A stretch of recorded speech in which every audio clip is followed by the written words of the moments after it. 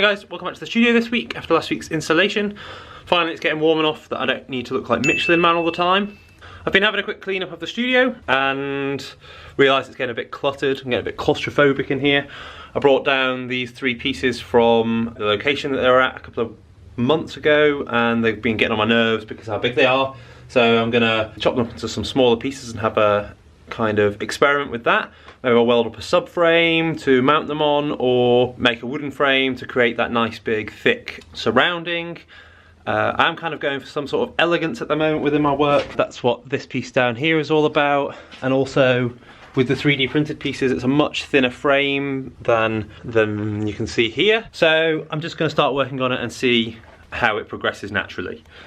Before I jump into that though, which is going to involve cutting it up and lots of sawing, I'm going to clean up this mess here, and basically the floor's just getting, as you can see, quite messy. So I'm gonna do a quick whip around of that and then jump right into upcycling this work over here. Okay.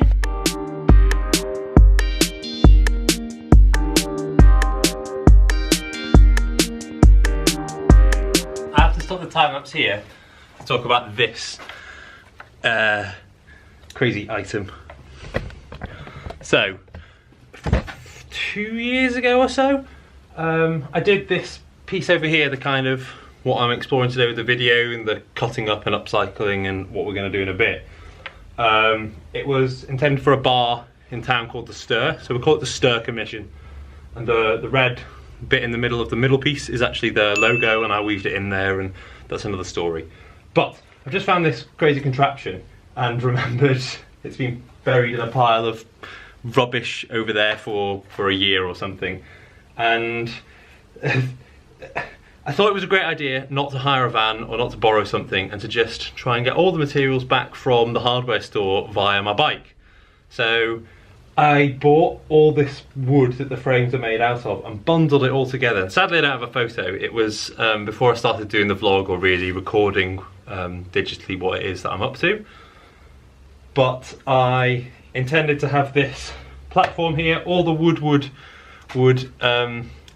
sit in the platform, and then this 2 meter long pieces of wood that are all bundled together would then attach to the back of my bike, and then I'd cycle along no problem. In reality that didn't work at all. I end up fitting wheels that spin, which turned out to be an awful idea, because when it was attached to the bike, any slight curve or wobble in the path that's not visible, the weight, all the weight of the wood was sitting down it, and it would just cause it to do this the entire time. So unless you're going at some speed, which was totally impossible at the time with the bike that I had, it was totally impossible to control. So I ended up tying my bike up and using it in some sort of wheelbarrow fashion. So I had like this on the ground, and then I'm holding this maybe, I'm guessing 30 or 40 kilos worth of wood. I mean, I can't pick one of them up on my own, so just about, you know, it's hard work though. And yeah, and it brought back these memories of this ridiculous time when I decided to walk for about, I don't know, what's that, about a mile, 1.5 kilometers down the road with all this wood in a wheelbarrow. Anyway, back to the cleaning.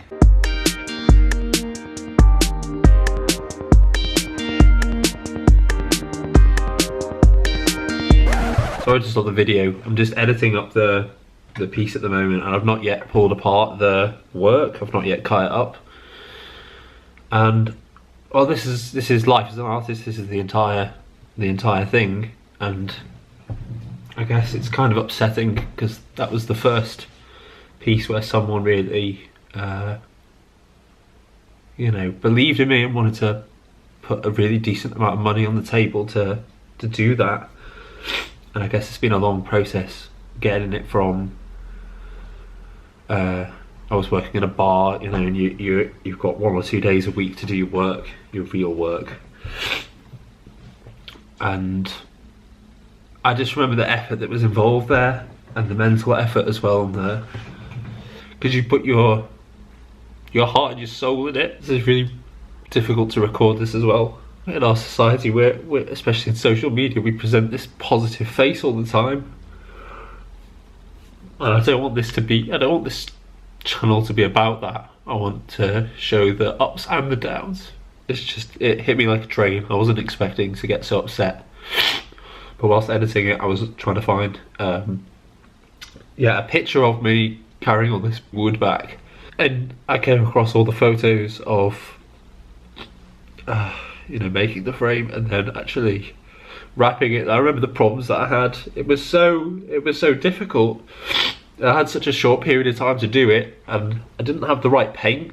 So I was working with a new water-based paint, which I could get here while I was waiting for the vinyl paint to be delivered, or for me to find it or something. Or I had a very small amount. And even the painting was saturated, and it even got mold on it. The frame warped, and I had to pull apart the surface and put a subframe in there to support it. And I'm just, you just remembering all the work. It's today I'm planning to go down and actually cut the piece up. And it's obviously a lot tougher than I expected. I'm gonna try and get my together and get back into the video. Alright, so the studio's totally clean, and there's a nice big space here for me to work. You've probably just seen my wobble from this morning. Enough emotion. So let me just explain what I'm going to do here. The process is not straightforward. You really have to kind of sit down and think, because once I make a cut, once I make when you start moving with it, you kind of lose the ability to go back. And not just in a physical aspect, you can only see so far in the future with that process. So I've been kind of observing the work, and I see a nice flow here. And also I imagine if this corner was cut in some way, it would also be quite a nice piece. But you've got to be aware that I make triptychs and diptychs, multiple pieces of work that go together as one piece. And right now I don't want to lose that possibility. So I think what I'm trying to say is I'm going to spread them out so I can see all the pieces at once. Sit down, have a good think about it, look at them, maybe do a few sketches, and then jump in. I failed to mention, I'm not actually pulling apart the three pieces here. It's the top panel and the bottom panel. The middle panel obviously has this logo in the middle, and I'm going to work out later on what to do with that middle panel.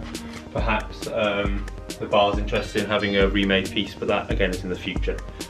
Basically I'm just reworking and upcycling this piece and this piece over here. So I'm going to lay them out and put that one away, and just so you know what's going on.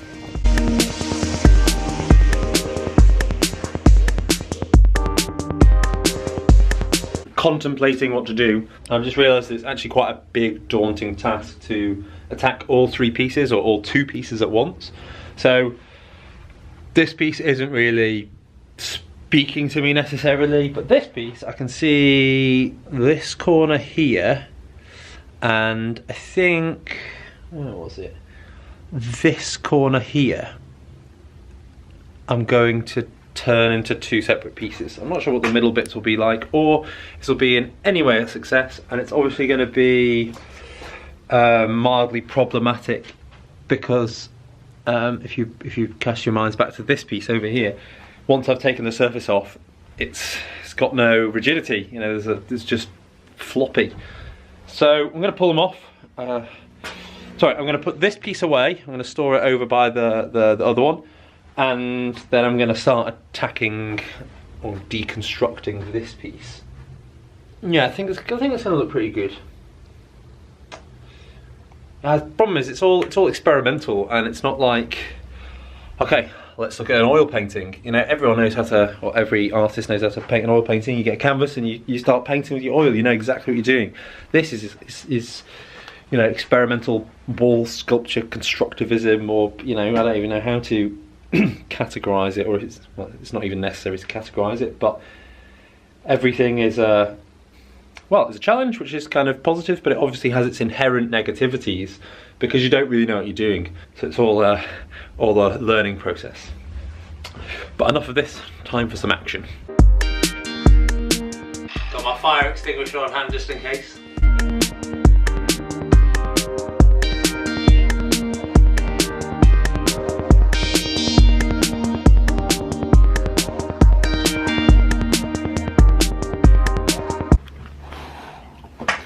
Catharsis. I've just put the 2 new pieces to be on the wall.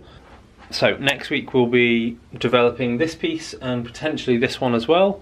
I'm probably going to tackle some other work that I've been working on, and I've got these 2 pieces chilling up here.